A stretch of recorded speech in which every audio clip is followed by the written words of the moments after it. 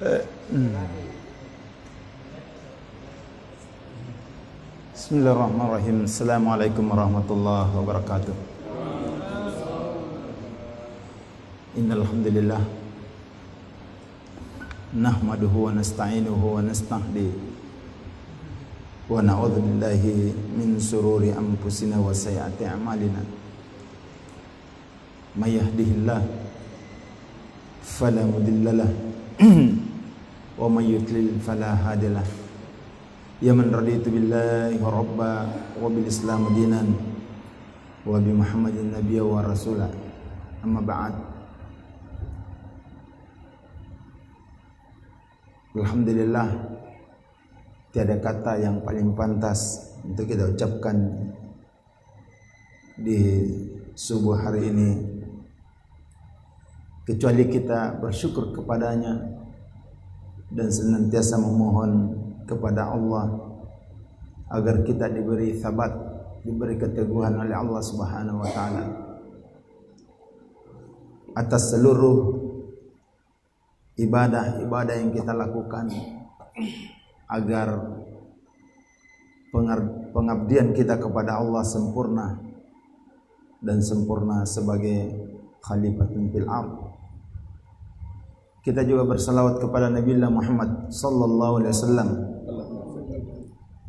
yang telah Allah Subhanahu wa taala utus ke dunia ini untuk menyempurnakan din sekaligus liyuzhirahu ala dini kulli,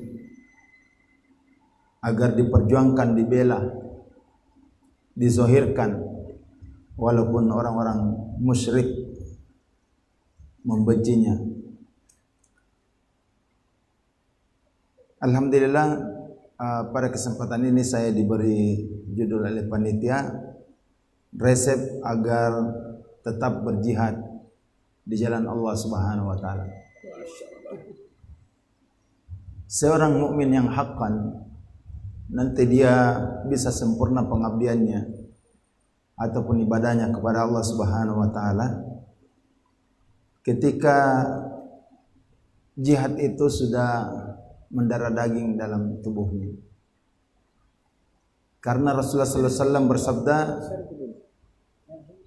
bahwa al-jihad madin ila yaumil qiyamah. Jihad itu terus menerus keberadaannya sampai datangnya hari kiamat. Kalau di Makassar ini tidak ada jihad, pastikan bahwa di tempat lain itu ada jihad. Selama din ini belum tegak secara keseluruhannya, selama itu juga din ini harus diperjuangkan dan dibela. Ya. Kata seorang ulama besar yang ada di Indonesia, namanya Buya Hamka. Beliau pernah berkata ketika di Mesir, di tengah parlemen, dan dia ditanya, "Ma huwal jihad?" Apakah yang dimaksud dengan jihad itu? Sehingga orang-orang Islam kepingin selalu berjihad dan ingin berjihad terus. Dan kata-kata jihad ini dalam Al-Quran ada 30 ayat. Semuanya kurang lebih 30 ayat yang berbicara tentang jihad. Tapi ketika dikatakan jihad fisabilillah, itu maknanya jihad bil qital. Tidak ada tafsir lain kecuali dengan perang. Nah, Buya Hamka ditanya tentang jihad, beliau mengatakan innal jihad, sesungguhnya jihad itu lam yantahi, tidak akan pernah berakhir, walam yantahi, dan tidak akan berakhir madama fi madama al jihad fi qulubil mu'minin. Selama jihad itu ada di dalam hati sanubari orang Islam, maka saat itulah jihad itu terus menerus akan berkobar dalam dirinya. Kenapa? Karena jihad secara keseluruhan ini sangat banyak dan besar. Bahkan ulama besar seperti Ibnul Qayyim Al-Jauziyah pernah ditanya tentang apa itu jihad. Ibnul Qayyim Al-Jauziyah, seorang ulama terkemuka, bahkan membagi jihad itu secara global, secara menyeluruh menjadi 4 bagian atau 4 tingkatan. Pertama, jihad binafsi, jihad terhadap diri sendiri. Yang kedua, jihad melawan godaan setan atau setan. Kemudian yang ketiga beliau katakan jihad memerangi orang-orang kafir. Jadi jihad itu termasuk orang berjihad adalah ketika memerangi orang-orang kafir. Kemudian yang keempat kata beliau, jihad terhadap orang-orang munafik. Jadi ini yang paling tinggi sebenarnya. Jihad dalam Islam itu ketika kita berjihad dengan orang-orang munafik. Apakah yang dimaksud dengan jihad itu? Jihad itu adalah suatu usaha bagaimana mengarahkan segala daya dan upaya untuk mengadakan perbaikan atau islah. Bahkan jihad itu merupakan usaha sungguh-sungguh untuk lillahi kalimatillah, untuk bagaimana meninggikan kalimat Allah Subhanahu wa taala dengan mengorbankan harta ataupun benda-benda yang ada pada kita, jiwa kita, bahkan raga kita. Dan jihad itu sendiri artinya perang suci. Jadi yang dimaksud dengan jihad itu adalah perang suci melawan orang-orang kafir dan sekaligus mempertahankan din itu. Secara keseluruhan Bapak dan sekalian dan hadirin yang dimuliakan Allah Subhanahu wa taala, bahwa kalau salah satu manhaj kita itu diantaranya dia adalah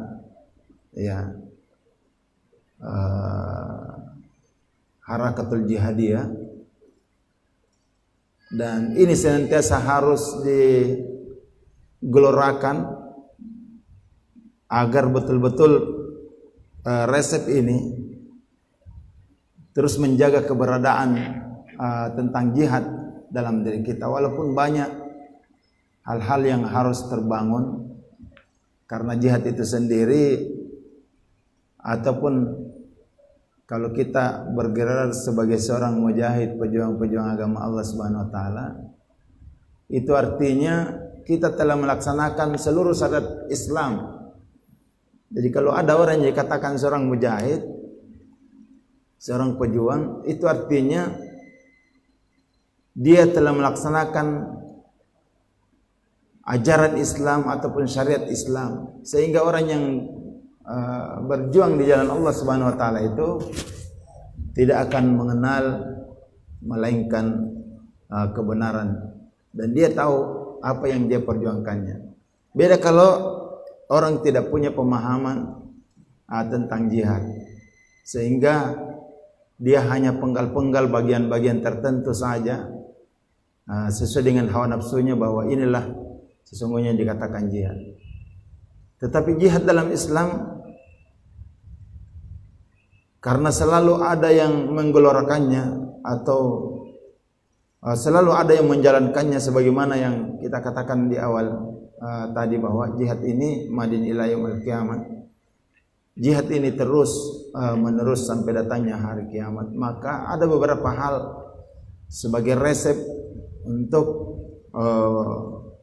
agar kita senantiasa berada dalam kancah-kancah perjuangan itu. Sekalipun tidak ada perang, tapi ya melalui misalnya iddat persiapan itu. Kalau Syekh Abdul Azzam rahimahullah, Dr. Abdul Azzam, beliau mengatakan tentang jihad, ya. Beliau pernah berkata, innal ladzina yadhunnuna inna hadhihi dinullah hal yumkin an yantasir biduni qital wal jihad haula'i wahimun wa la ya'rifuna hadhihi tabiati dinillah. Kalau ada orang yang mengira-ngira, menyangka, berangan-angan bahwa sesungguhnya agama ini akan mendapatkan pertolongan dari Allah, mendapatkan kemenangan dari Allah Subhanahu wa taala, biduni qital wal jihad, tanpa dengan peperangan, tanpa dengan jihad, waddam wal islah, tanpa dengan darah dan luka-luka, haula'i wahimun, mereka itu hanya bersenda gurau, wala ya'rifuna hadhihi tabiati dinillah, dan mereka itu tidak mengetahui tentang tabiat agama Allah Subhanahu wa taala. Kenapa? Bapak dan sekalian, coba kita lihat sahabat Rasulullah sallallahu alaihi wasallam sendiri.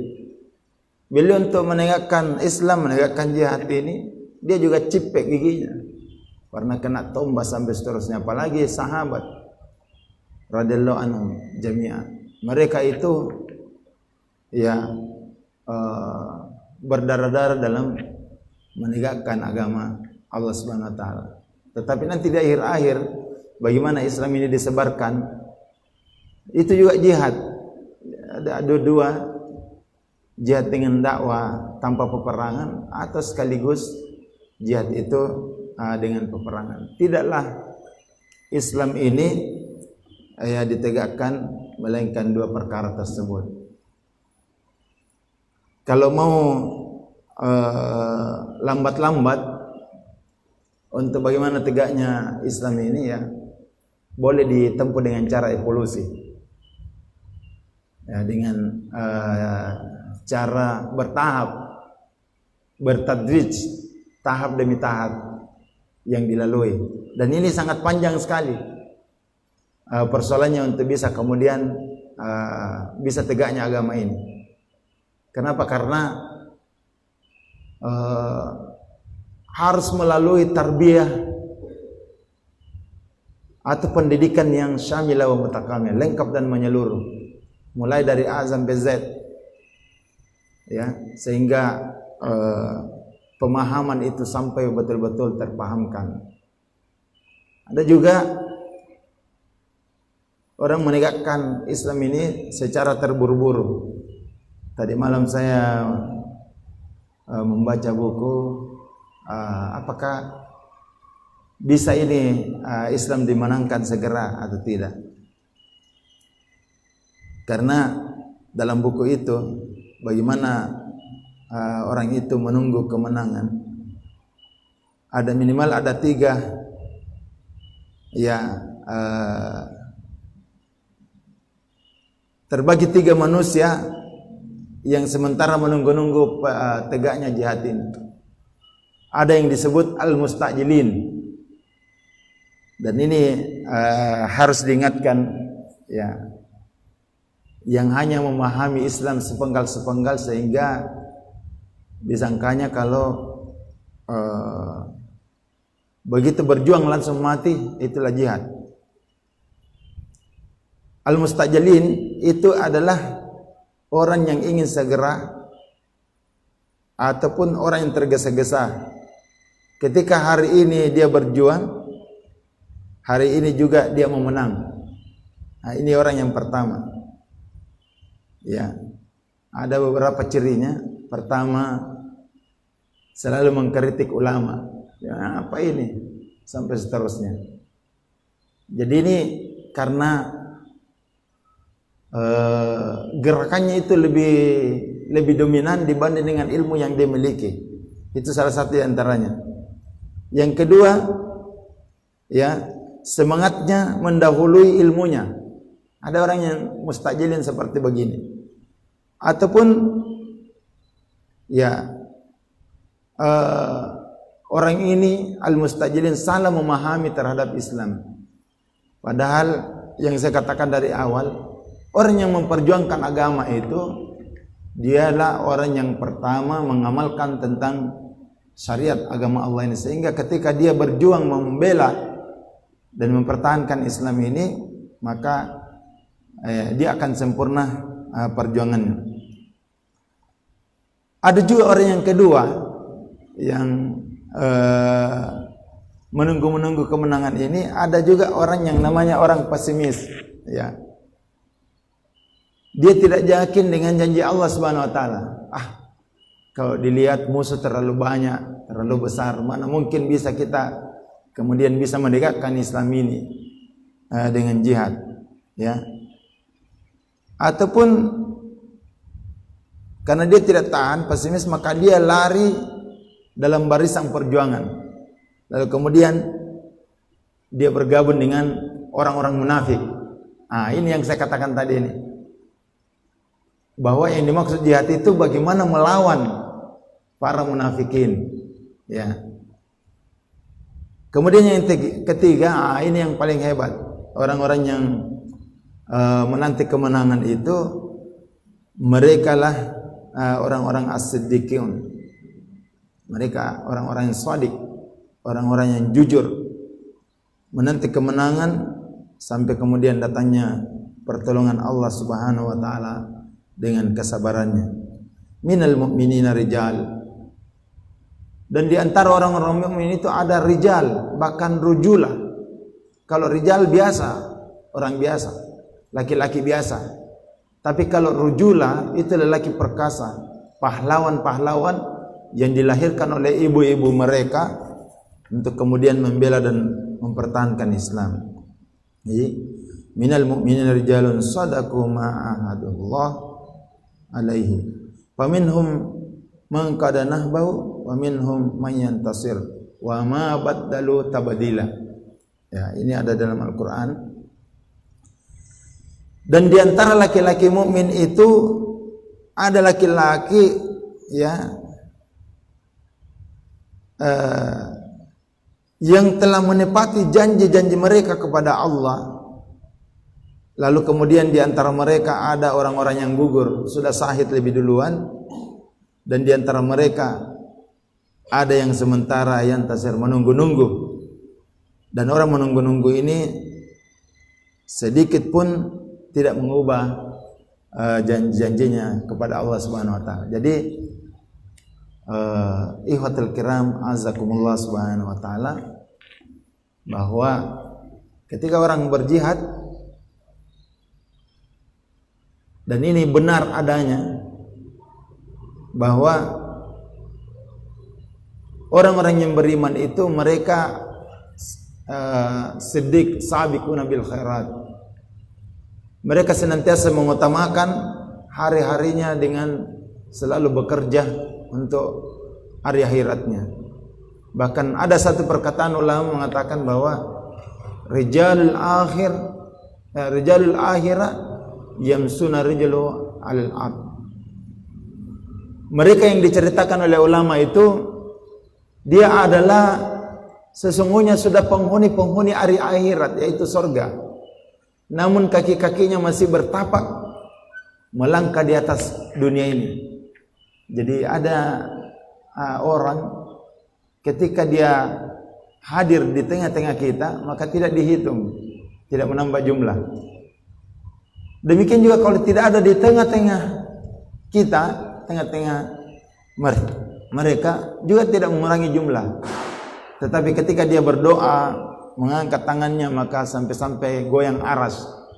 Ya, inilah yang disebut dengan orang-orang al-aqfiya, orang-orang yang tidak dikenal di bumi tapi dia dikenal di langit atau di kalangan para malaikat. Karena itu ikhwatul kiram, untuk menjaga resep agar orang itu tetap berjihad di jalan Allah Subhanahu wa taala dan tidak akan pernah merubah janji-janjinya apapun yang terjadi padanya, maka dia harus menempuh beberapa hal agar dia bisa bertahan. Namun saya ingin sebutkan beberapa ayat tentang jihad ini. Salah satu di antaranya bahwa di dunia ini dalam ajaran Islam itu selalu memang ada pertentangan bainal haq wal batil. Bahkan Allah sudah mengabadikan dalam Al-Quran seperti di surah Al-Baqarah ayat 120. Allah berfirman, Walan tarda ankal yahuda walan nasara hatta tattabi'a millatahum. Ya. Mereka orang-orang Yahudi, orang-orang Nasara tidak akan pernah reda kepadamu, senang kepadamu sampai kemudian kau mengikuti millah mereka. Millah ini bisa berarti agamanya, bisa berarti sistem hidupnya, bisa bermakna tata cara ya pergaulannya sampai seterusnya. Jadi mereka orang-orang yang kita tidak hitung ya agama selain agama samawi. Agama dunia itu kan tidak abadi. Yang abadi ini yang ketiga, dan inilah selalu ada pertentangan bainal haq wal batil. Dan kita disuruh untuk bagaimana selalu berada di atas jihad dan kebenaran itu. Ya. Dalam Al-Qur'an seperti di surah An-Nisa ayat 73 sampai 75. Allah berfirman, "Wa ma lakum la tuqatiluna fi sabilillah wal mustad'afina minar rijali wan nisa'i wal wildan alladzina yaquluna rabbana akhrijna min hadhil qaryati adh-dhalimi ahluha waj'al lana min ladunka waliyyan waj'al lana min ladunka nasira alladzina amanu yuqatiluna fi sabilillah." Allahu akbar. "Walladzina kafaru yuqatiluna fi sabilit taghut faqatilu awliya as-syaitan inna kaida syaitani kana dha'ifa."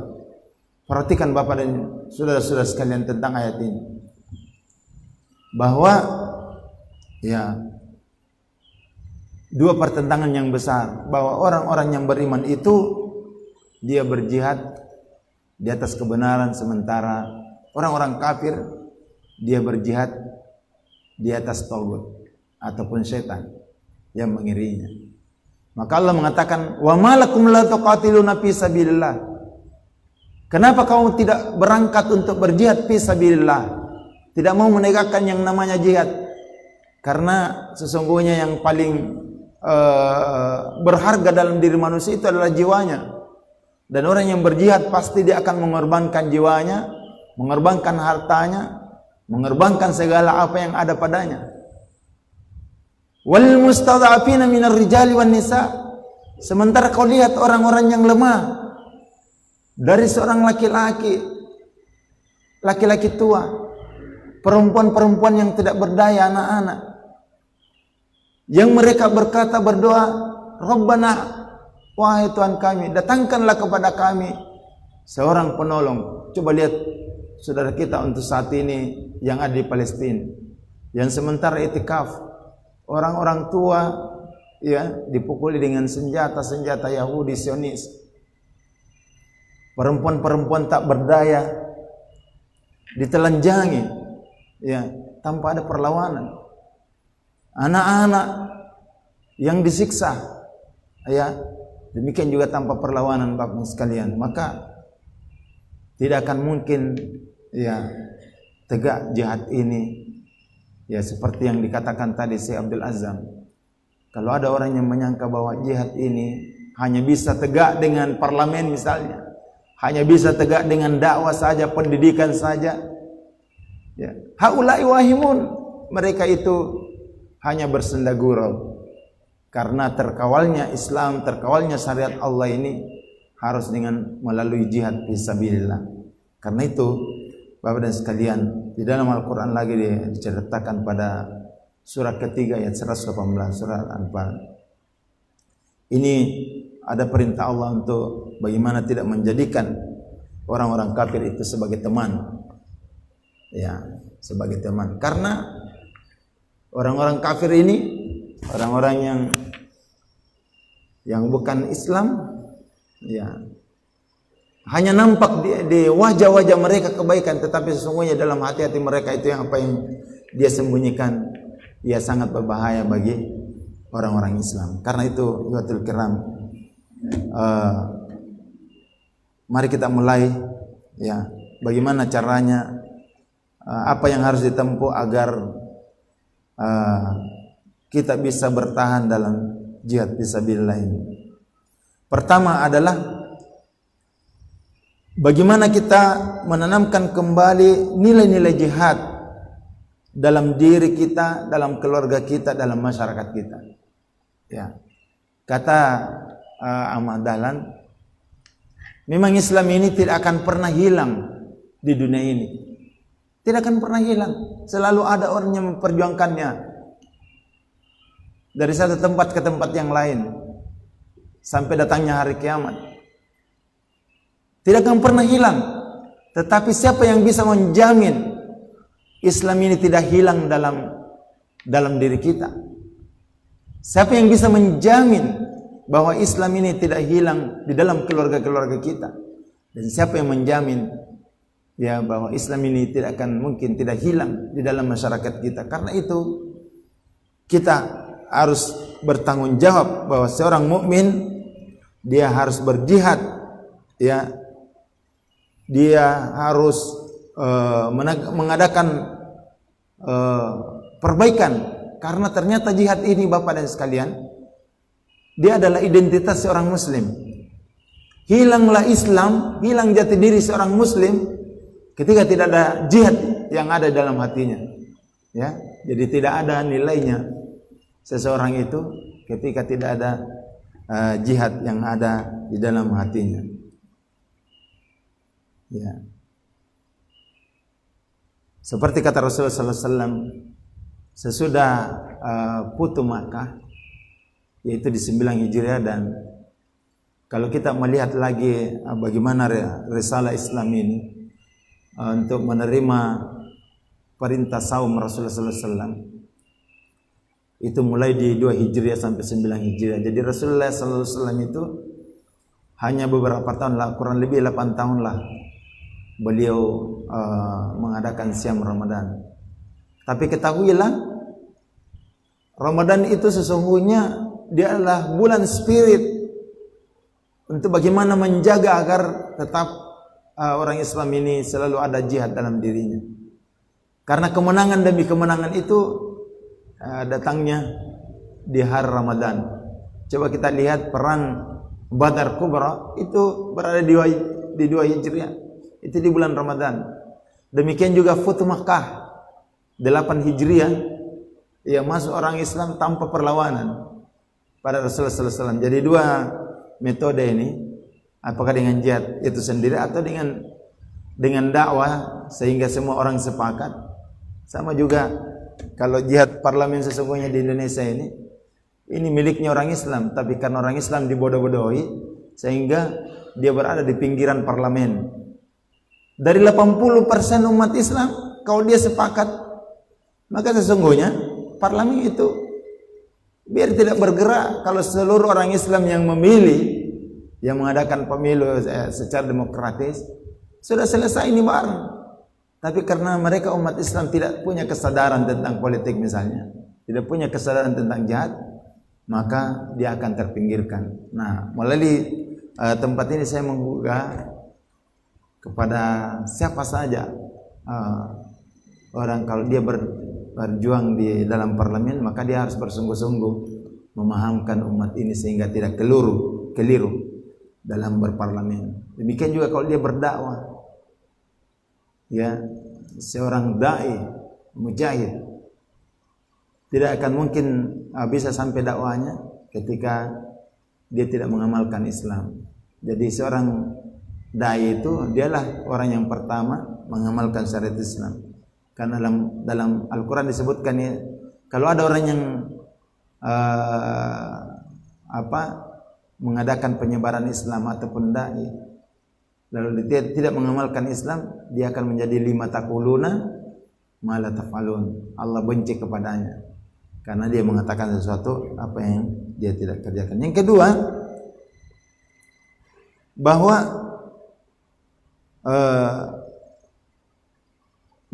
jihad itu adalah madin ila yaumil qiyamah. Jihad itu terus menerus sampai datangnya hari kiamat. Bahkan Rasulullah sallallahu alaihi wasallam pernah berkata bersabda dalam hadis yang sahih yang diriwayatkan oleh Tirmizi, ya, man lam yaghzu wa lam yuhaddits nafsahu bil ghazwi mata ala subbatin min nifaq aw mata maitatan jahiliyah. Kalau ada seorang muslim yang sudah bersyahadat mengakui la ilaha illallah Muhammadar Rasulullah, melakukan salat, menegakkan salat, mendirikan salat, membayar zakat, berpuasa di bulan Ramadan, melakukan haji. Lalu dia itu tidak pernah sedikit pun terbetik di dalam dirinya untuk dia berjihad, ya, atau tidak pernah berjihad, dan tidak pernah terbetik dalam hatinya untuk berjihad, maka ketika dia mati dalam, ya, cabang daripada kemunafikan, atau dia mati dalam keadaan jahiliyah.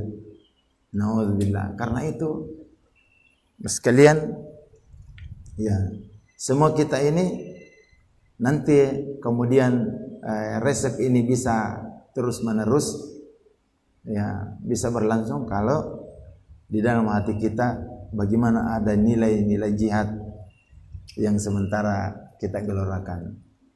Kemudian yang kedua, resep yang kedua, jadi itu yang pertama, ya, bagaimana kita tawarkan kepada diri kita, keluarga kita, dan umat kita ini untuk kembali memahami tentang ajaran yang suci, tentang ajaran jihad ini, agar dia tidak keliru ketika dia berjihad, tidak sembarangan, tidak serampangan.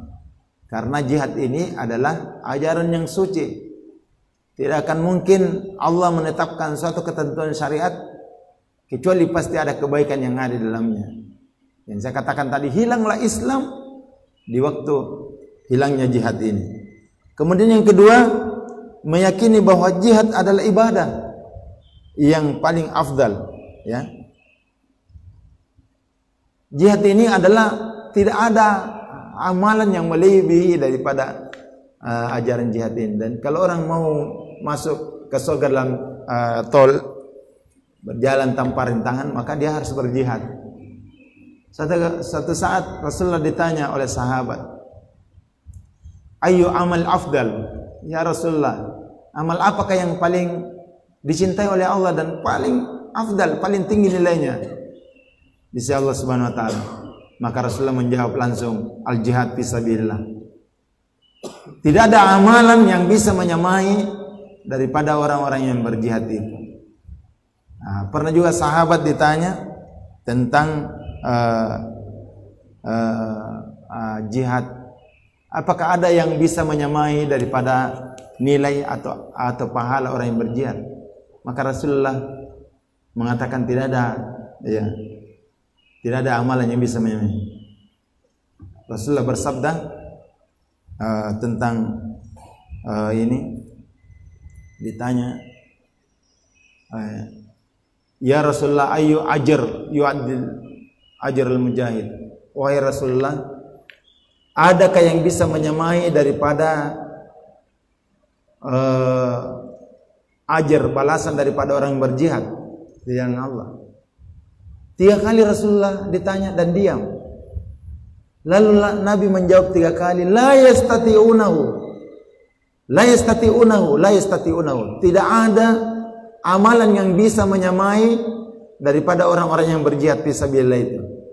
Hal yumkin idza kharajal mujahid min buyutihim, atau kama qala Rasulullah sallallahu alaihi wasallam, apakah mungkin kalau ada seorang pejuang, seorang mujahid yang keluar dari rumah-rumah mereka, dari rumahnya untuk pergi berjuang, berperang, antadkhul masjidika antuqimu fala tuftir, lalu kemudian kamu masuk ke dalam masjidmu, mengadakan salat terus-menerus tanpa berhenti, wa tasumu wala tuftir, kemudian kamu di samping menegakkan salat terus-menerus, kamu juga berpuasa terus-menerus, hatta yarjil al-mujahid, sampai kemudian seorang mujahid itu kembali ke rumahnya. Maka sahabat mengatakan, man yastati ya Rasulullah, siapakah yang bisa yang melakukan seperti itu? Kadzalika ajrul mujahid, demikianlah kata Rasulullah sallallahu alaihi wasallam tentang keutamaan ataupun kemuliaan orang yang berjihad. Seperti kamu masuk ke dalam masjid, dia keluar dari rumahnya untuk berjihad, lalu kemudian kamu masuk ke dalam masjid-masjid kamu yang terus-menerus salat tanpa berhenti dan terus-menerus puasa tanpa berbuka.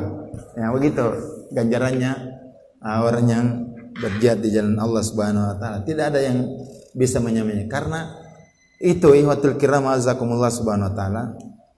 Salah satu resep agar jihad ini selalu berada dalam sanubari kita, hati kita, maka tidak boleh tidak kita tahu bahwa jihad ini pasti dimenangkan oleh Allah Subhanahu wa taala, cepat atau lambat. Cuma adakah orang-orang yang mau berjihad? Atau adakah orang-orang yang mau menegakkan agama Allah ini? Nah, tentu kita semua adalah al-auliya. Kitalah orang-orang yang pertama yang akan menegakkannya. Kemudian yang resep yang ketiga, pentingnya umat Islam ini bersatu padu untuk menghadapi musuh-musuh Allah, agar mereka itu gentar terhadap umat Islam. Hari ini karena umat berpecah, ya dalam teori Qadiyatul Ummah, bagaimana problematika umat yang dihadapi umat Islam ini. Salah satu di antaranya adalah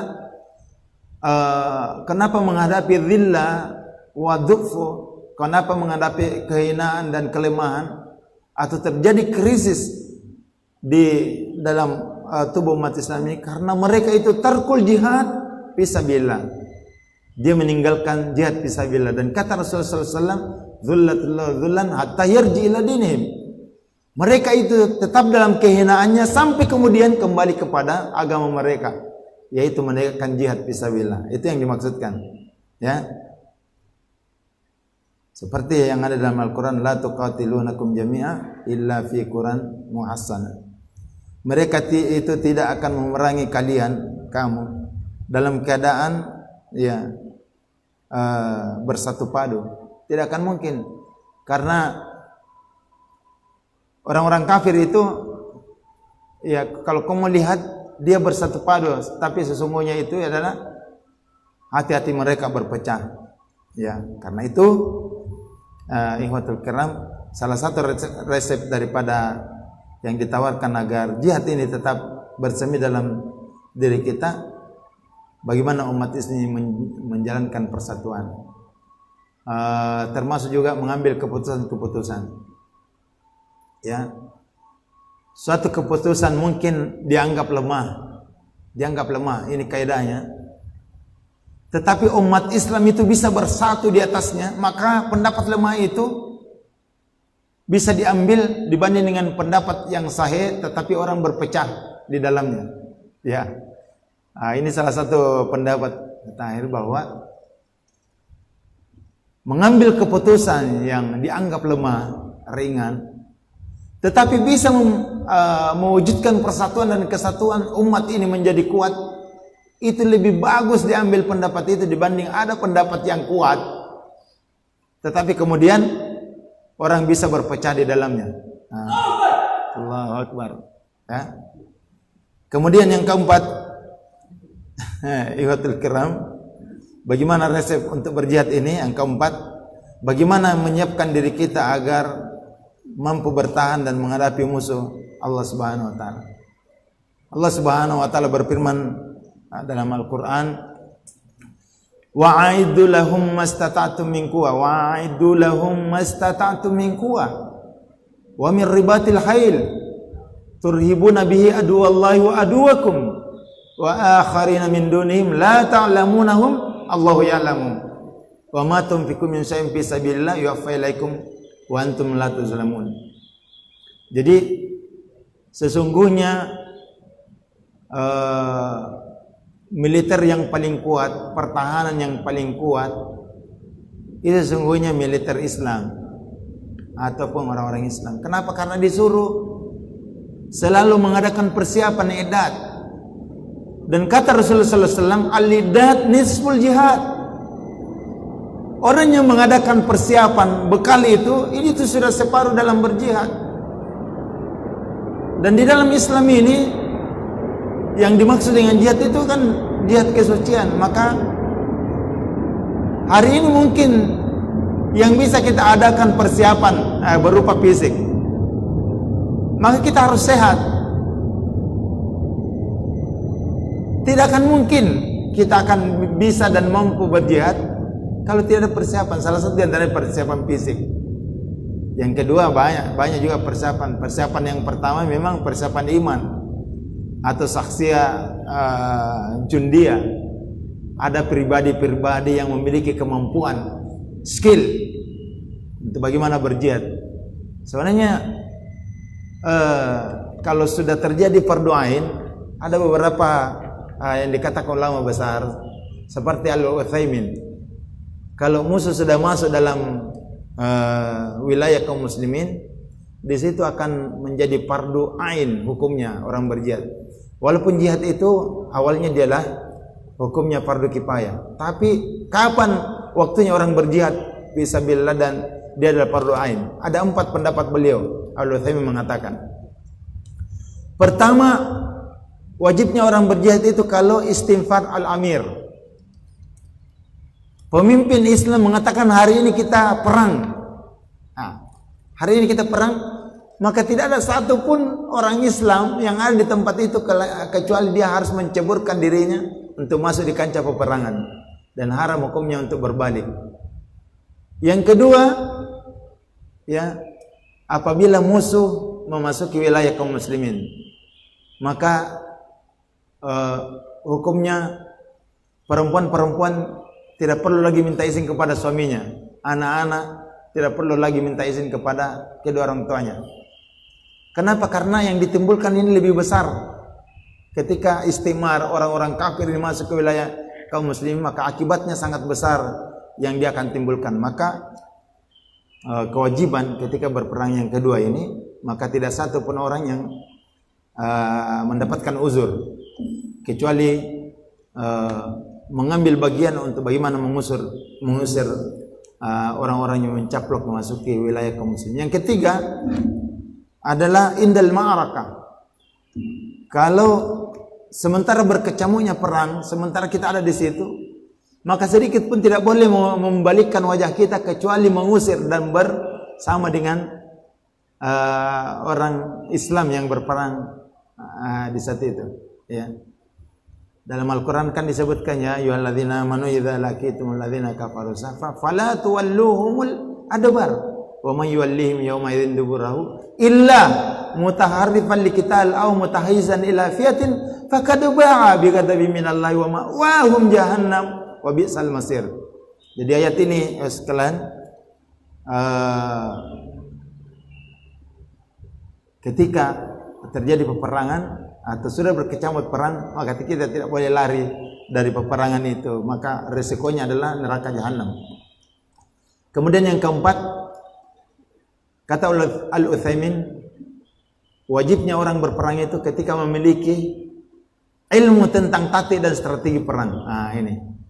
Jadi kalau ada keahlian dalam skill dalam berperang, dan tidak akan mungkin bisa terusir orang-orang kafir dari wilayah kaum muslimin, maka orang yang memiliki kemampuan ini, skill ini untuk mengusir, wajib hukumnya untuk kemudian bisa berperang. Jadi di sini disebutkan bahwa ya wa'idul lahum mastata'tum min quwwatin, dan disebutkan kata Rasulullah sallallahu alaihi wasallam, ala innal quwa ar-ramyu. Perhatikan khusus ayat ini. Yang dimaksud bekal persiapan itu, bekal apa saja yang kau miliki. Ini kata Rasulullah SAW, ala innal quwa ar-ramy. Ketahuilah bahwa yang dimaksud dengan kekuatan itu adalah memanah atau menembak. Jadi yang dimaksud dengan iddat bil quwa itu adalah ar-ramy. Kenapa harus iddat? Iwatul kiram. Pertama, iddat imaniyah ini karena Allah Subhanahu wa taala berjanji untuk menangkan orang-orang beriman, dan tidak akan dimenangkan kecuali dengan kekuatan iman dan ketakwaan. Yang kedua, iddat bil madda, ataupun harus ada bekal persiapan ya berupa materi.